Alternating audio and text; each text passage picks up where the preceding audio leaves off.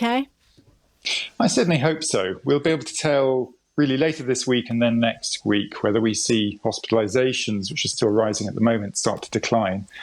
That would give us more confidence that we really have seen a peak, maybe not the peak, but a peak at the moment.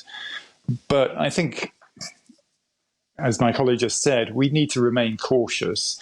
There is the potential of quite a substantial increase in contact rates again, particularly if the weather becomes less fine as schools reopen in September. So we're not completely out of the woods, but the equation has fundamentally changed. The effect of vaccines has been huge in reducing the risk of hospitalisation and death. And I think I'm positive that by late September, October time, we will be looking back at most of the pandemic. We'll still have COVID with us. We'll still have people dying from COVID, but we'll put the bulk of the pandemic behind us. So do you see it as not as one sharp peak, but more like a mountain range then?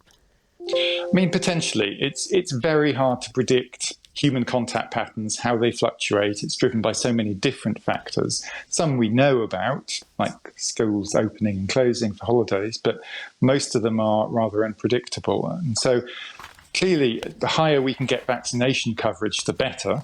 That will protect people and reduce transmission. But there is going to be remaining uncertainty really until the autumn.